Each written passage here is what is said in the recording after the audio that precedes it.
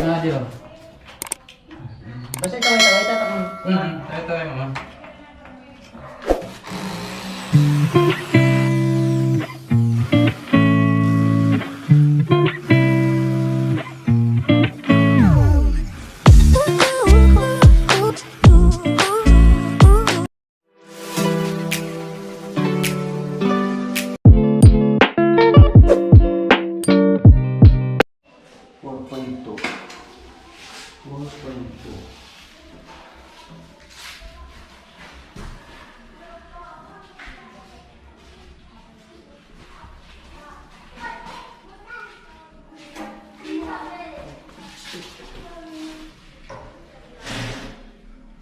Pinapakabit ko na kay Foreman yung yung door lock or door knob na nabili natin dun sa Qatar. Ito yung nabili ko mga boss dun sa Qatar. So yan, ipapa-install ko na sa kanya ngayong araw para makabit na to. Sa dalawang kwarto. Ito yung nabili natin.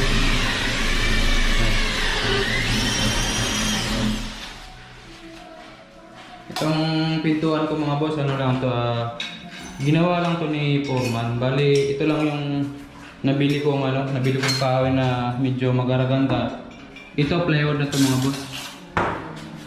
Plywood na yan, pinaano ko lang kay Foreman, pinagawa lang natin para medyo makatipid ako sa pintuan dahil lang isa niya kung magpapagawa ko na solid na kahoy, medyo pricey.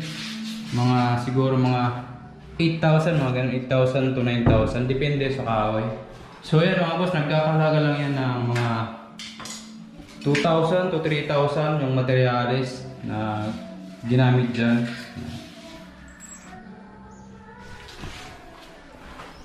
So dalawa yan mga boss, dito rin sa kabila. Kakabitan ko pa yan ng mga door lock. Ito, dalawang pintuan kasi yung pinagawa ko, kaya umabot siguro to ng 5,000. Pero kung isa lang papagawa nyo, medyo mura lang yan mga boss. Ayan. Kaysa bibili tayo nung bibili ko nung solid na kahoy, kwarto lang naman to. So nagpagawa na lang ako ng plus door na ganito.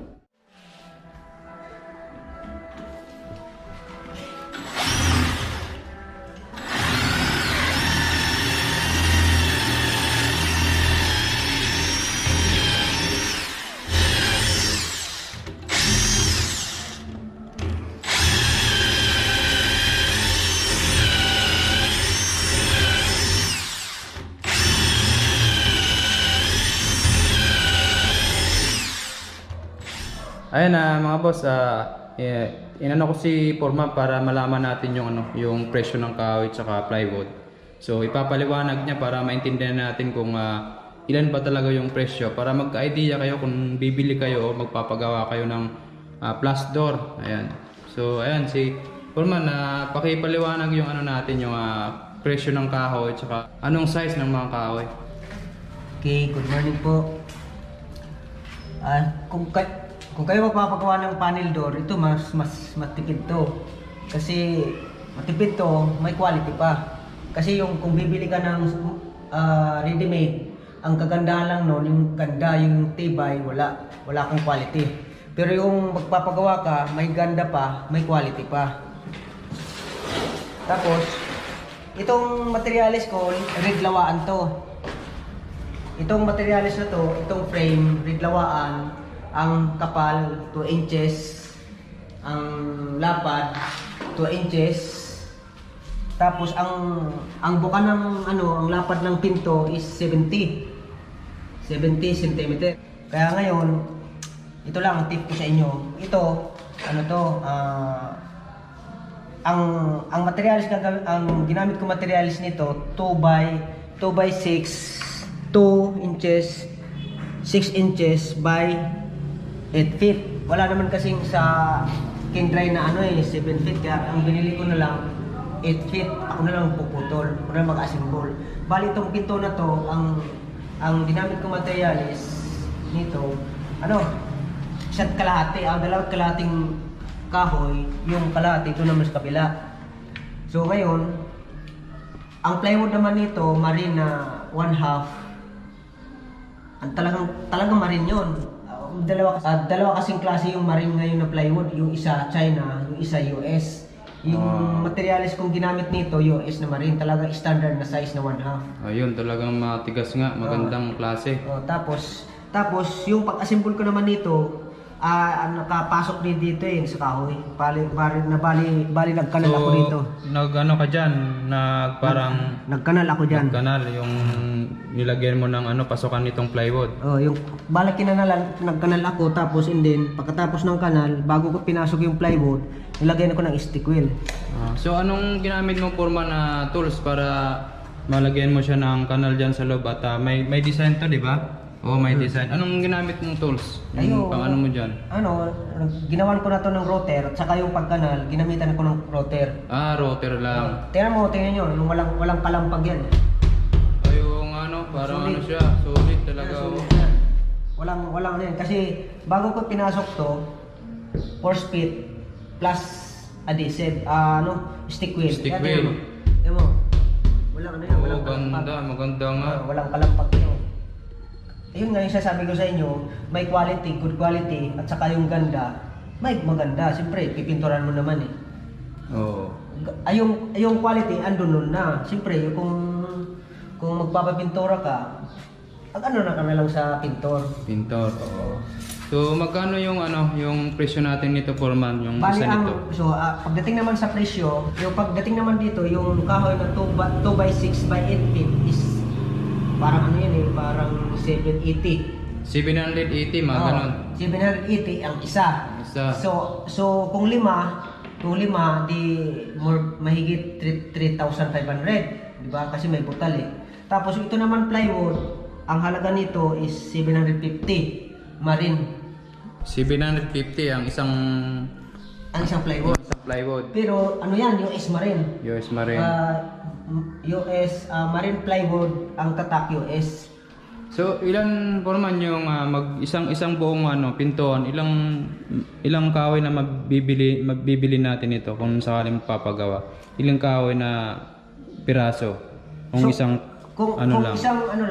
pinto lang. Isang pinto. Hindi ka naman makakabili sa hardware na kalahati. Siyempre, mga ilang piraso? I-round off mo na lang natin ng 3 kasi 3 to tatlo.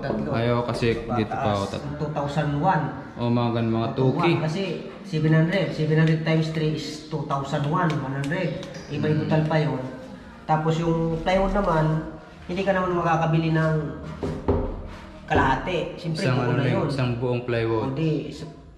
Yung kahoy, 2,100 plus 750, ilan na yun? 2,800. 2,800, diba? Palagay natin ng Christmas, kasama ng snack, di ba? Papaisa na. Siyempre kasama yun dun sa layan natin. Mo yung trabador mo. Yan mga boss, may idea na tayo. 3K daw, kasama na yung snack na yung papagawa. Separate yung ipapa-assemble mo pa. Separate yung labor mo. Yan. Medyo mababa na yan mga boss kaysa nito. Ito yung sinasabi ni Foreman mga boss. Yan, ito nabili ko yung sa natin nga nabili to? Sa old home. Sa old home ko ito. Ito naman, yung tatawag na panel door. Tagpi-tagpi Kaya mo yung kulay, mahogany. Mahogany to, kasi mamula-mula Ang isa nito, nagkakalaga to ng 7,500. Ito lang. Yan lang. Pero hindi pa masyadong matibay mga boss. Medyo, hindi siya matibay. Pag inalog mo nga, parang iba yung tataginting mga boss.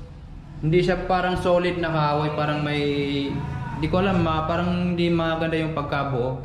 Kaysa nito mga boss, itong ginawa ni Foreman, maganda to. Kung gusto nyo mas matibay, may meron pa niyan pwedeng baguhin yung plywood kung gusto nyo kapalan mga ng gusto. Ayan. Medyo nakakatipid tayo dito. Itong dalawang pintuan, nakatipid ako mga boss. Tipid ako ng almost kalahati kaysa bibili ko nitong panel door na to ay pinto na tong nabuo na halagang 7,000. Yun ang advantage. Ano siya mga boss, gumagawa sa niyan. Kung nakakaalam sa akin tsaka kay Foreman, kontakin nyo lang siya. Magbibigay ako ng contact number sa description box.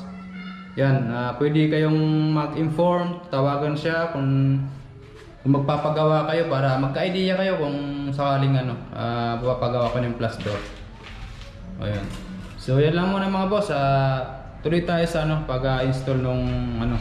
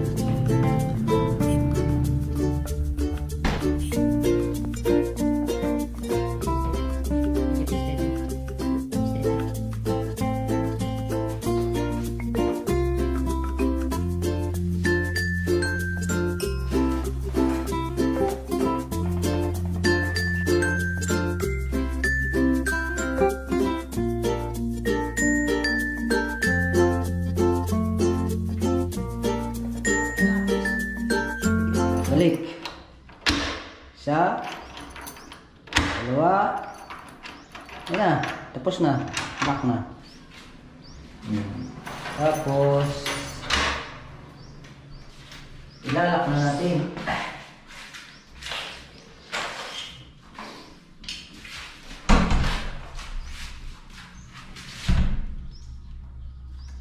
Kaalis kasi ko ngayon mga boss kasi bibiling ko yung materials. Ayan. Bawas na sa amo. Oo. Natulatan naman na sa atin. Yung pagka inabot ato diretso na kita. Ibong ko itong maayos ta. Gamit Ba, ko lugod mo tayo pasirok sa barangay. Are, Ako pasirok sa nay Coco Eskwela. Sa barangay. tinatawagan ko sa mobile mo. Kaputan mo sa itong mobile mo, tinatawagan tayo sa bago. Arin. Sa mobile mo, tinatawagan tayo sa bago, di mo sinasagot. Kaputan mo sana. Hindi nagagana. Ano parang kaning pakuan ko naman din para i-rek ang cellphone. Minsan hindi nagagana. Igwa mo, i-off mo, tsaka i-on mo ulit. Baka F1 reset lang. Hindi nagagana. Para ko na nagpara i-rek.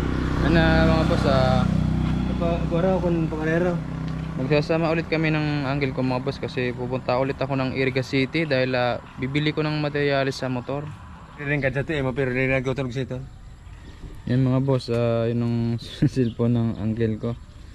Ano lang, normal lang na cellphone. So may problema daw kaya tumatawag tayo kanina, hindi niya nasasagot kasi hindi daw nagri-ring yung cellphone niya. So i-reset natin. Yan, welcome. So yan, nakabit na ni Foreman mga boss. Halos natapos na yung dalawang pintuan. Yan na siya. Ayan. Yung isa at saka dito sa kabila. Ayan, tapos na rin to. Ayan mga boss, tapos na. So pipinturahan na lang natin yan para gumanda yung kulay. Yan. Ayan mga boss, so dito naman kami ni Foreman sa CR. Ito na yung tinatrabaho namin. Yan. So, nagpapiping muna kami ng mga tubig tsaka drainage.